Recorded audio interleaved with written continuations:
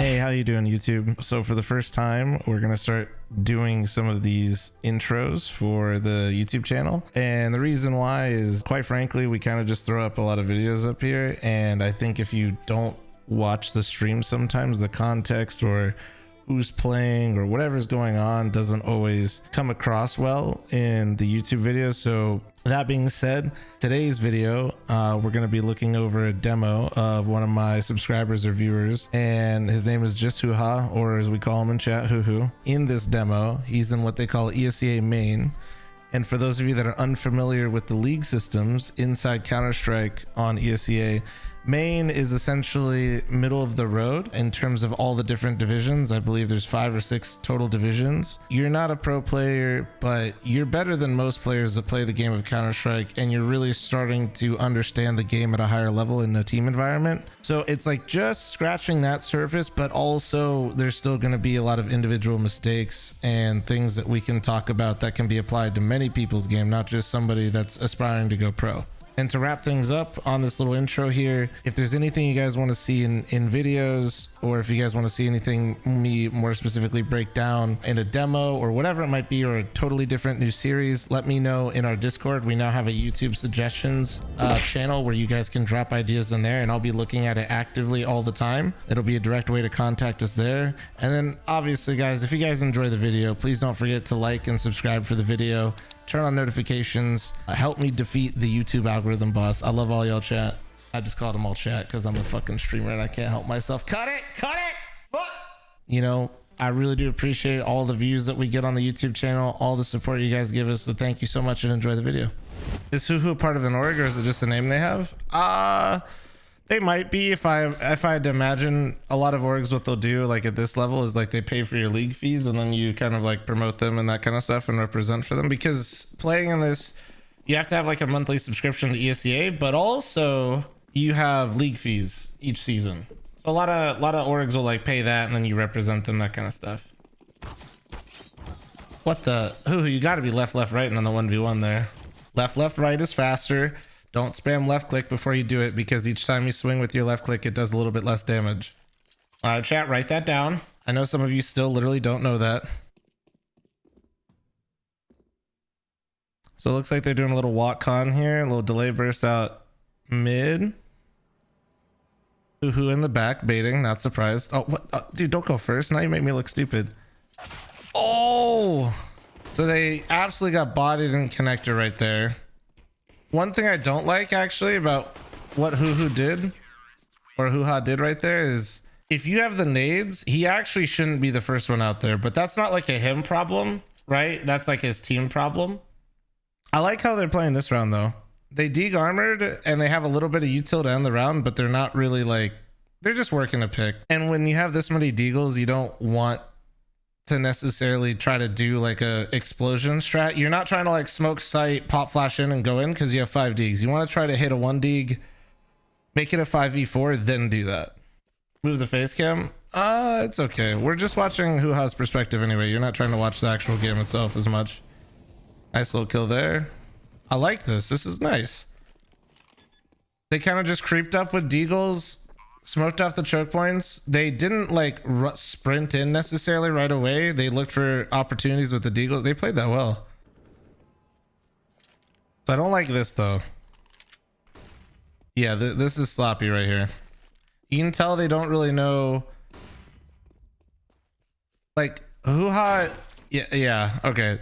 The spacing right there, he's moving way too fast for his team. Also, if your team doesn't strafe out wide with you right there, that could happen to you every time. So his teammate was like right at rock, like right here, and Hoo-Ha strafed all the way to tree. Going to tree isn't inherently bad, but his teammate should either be, they should have like an idea of whether or not they're going to stay closer to the right. What a lot of teams will do is a rifle will get to this rock and then post on this position, even on gun rounds, while one scales closer. Or if you want to go wider, which on this round I would say is okay because you know they're not going to be opping it, you go wider together to get to this position, and then his teammate would be flashing Hoo-Ha, who will be closer to this into bathroom. So that's like a prime example of essentially just bad pathing. Oh, that was that. So I like that he didn't fight and his teammate did flash, but I don't think he had a good understanding of where his teammate was throwing that flash. I think that was good though. That was good that he didn't try to challenge that, because if he takes that 1v1 against their one rifle that they saved right there, he could be making this problem so much worse. Good little molly party. I like this. I don't like this right here though.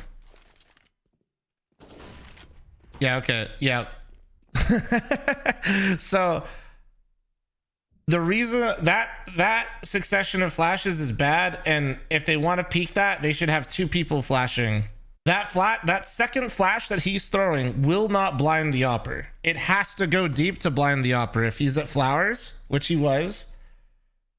So the way he should have done that is, first off, there should have been two people flashing, not just him. And if not, you should have flashed deep, because the greater threat is the opper deep. If there's a guy at rock, the chances of you trading that player are much higher. Looks like we got short B control. I like this position. This is a good position because they can't jump spot him here. The only thing is I personally like to stay below, just in case these kinds of scenarios right here happen, right? Because now he's stuck. So when his player is alive in connector, his position right there is fine, but it is risky, because if his player in connector ever dies, he now has to watch two spots. So a position that I like to go in, you'll see me going in pugs. Actually, I paused it. Let me just go like this. So a position that I go into pugs actually is right here. If you sit right in this corner, you can't get spotted. You can't get spammed. You might get mollied by a good team. That is the one downside. You might get mollied. However, you can dictate fights with door, and you're not exposed to short. You can really isolate angles and not give away information, and you're just an absolute rat in this spot right here. Not here, because you can get spammed. In this corner specifically, you are an absolute rat, and I think it's a much stronger position. His position wasn't bad, but as soon as that connector player dies, he is so exposed.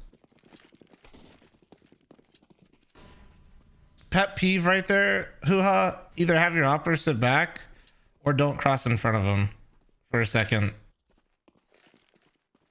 They got a big boy read right here.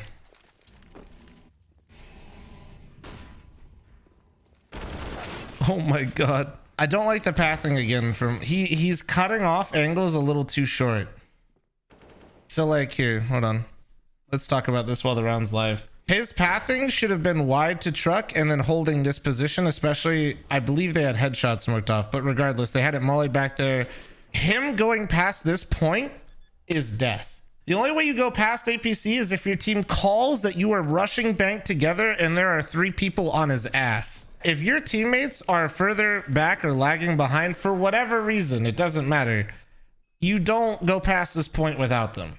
So far, like, that's the biggest thing that I've seen hoo-ha struggle with, is he exposes himself to too many angles, and you can tell, like, it's not from lack of thinking about the game. It's he doesn't have enough reps yet to where he has to think about certain things that's taking away from that. They haven't done that play or that like end of a round often enough to where I feel like I could visibly tell that hoo-ha is thinking about the entire round again. He is actively thinking about like what's going on instead of just like being in the moment and focus on his pathing and where he needs to clear. And that just comes with reps.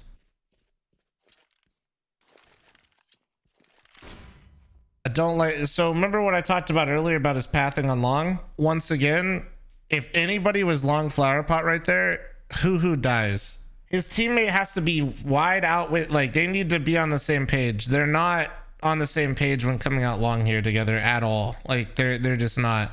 The team really does need to evaluate like how they're taking long. If your team can get really good at it, it's really strong, but it is very difficult to do.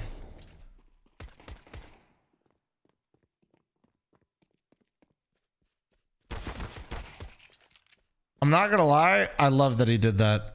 I'm really like, he recognized that what was going on in that scenario and he just took the fight because he had his, like, that was good. That was weird by T's. Nah, it's one guy scouting while they're setting up B. Oh my god, what a psycho. Respect. Respect. I don't even know what to say. Like, honestly, just like true respect. You know, you fuck it, dude. Just send it, bro. That was just a total waste. I'm pretty sure they mollied that. I don't hate what they're trying to do. I don't hate the idea of it, but that felt like they hadn't know, like they pretty much knew nobody was there. They're just kind of throwing a nade to try to like throw a nade. I don't like this at all. You're way too, no, this whole setup is bad.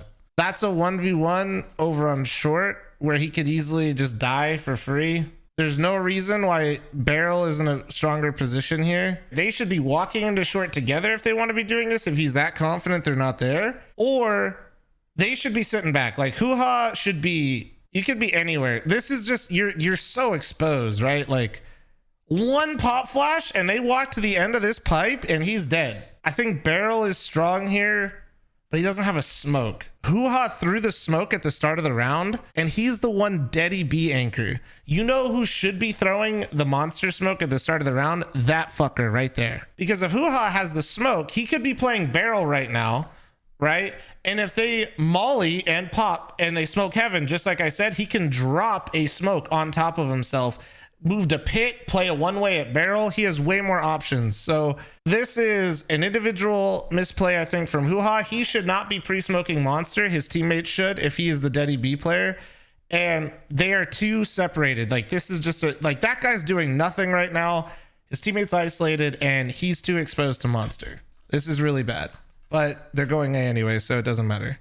That's assuming he doesn't have the coordination to ask for the smoke on the Barrel. Well, people run setups where they throw a smoke for their teammate at Barrel, but usually the player's in sight. Heaven is a bit far away. A nice job though. I mean, they retook it, so that's good. Hoo-Ha, wait. Now that you're in chat, are you the monster player for your team? So you're saying you play rotate, which is good because that means now I understand why you smoked monster one round. And you were monster pillar, and you had a teammate in heaven. It was, I called him that fucker right there. You guys had a really weird first gun round. It was really odd. I was not a fan. Can we just refer to him as that fucker? Okay, you're cheating. Nice shot. Can you move your face cam so we can see you till?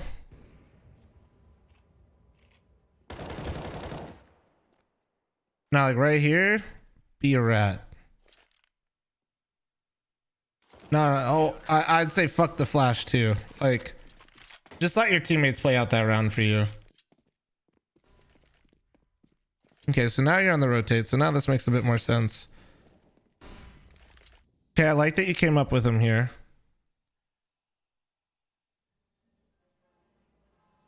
And then is your teammate... Yep, okay, no, I like it a lot. Is his screen tilted? Bro, his screen's tilted. All right, let's talk about that. That position, what makes it so strong is that you don't come out of that corner because nobody can clear you without being in an exposed position. You wanted to try to creep in to not let your opera get flanked, but they have to come all the way out. The only way they don't is if your teammate backs that big old booty up a little bit too wide, and that's on him. So far, I don't hate the positioning though. Like this is a pretty solid setup. I'm assuming your teammate in pit has a smoke ready. Yep, he's got smoke ready for Barrel. This is good. Getting a little bit of spam in there. You're pretty comfy on these spams. I'd say just be a little careful against better teams. Not saying you can't spam at all, just like when you get a little spam happy, it can create scenarios where people are like looking for you constantly. Nice. Oh, hey, where are you going? Where you going, Hoo-Hoo? He's trying to frag. My man saw some pistols and Hoo-Hoo all of a sudden starts moving his way forward a little bit. He's aiming super low, isn't he? Hoo-Ha?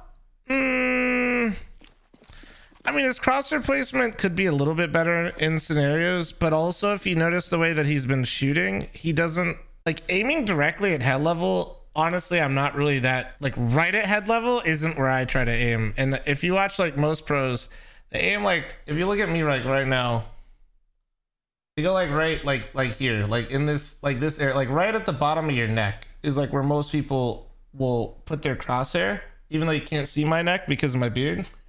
You don't even know if I have one. Now, I will say, like, his crosshair placement could be better in some areas, but for the most part, where I notice his crosshair placement lacking is in those same rounds where you can tell he's thinking about the game and he's like lagging behind the pace a little bit, right? Like, so it doesn't really make much sense to bring up, in my opinion, in those scenarios, because the bigger thing is there's scenarios where he seems a bit overwhelmed and everything kind of like his movement, his pathing, his crosshair placement all gets a bit worse, but that happens a lot at every level.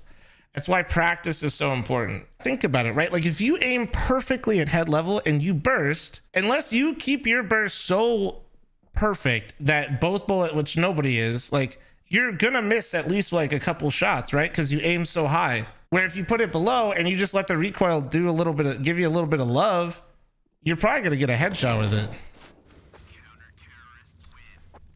All right, that was a pretty solid. Did you guys like that demo? Say that to Scream. I mean, with no disrespect to Scream, the dude literally is a headshot machine, but Scream struggled with consistency for that exact reason. So to kind of sum up, Hoo-Ha, like the biggest things that I could see you like working on is pathing. Pathing is absolutely the biggest one. Utility usage was honestly pretty good. Slow some rounds down and try not to do too much. You threw yourself into a lot of positions where you were trying to make too much happen for your team, where you would do more for your team by being selfish.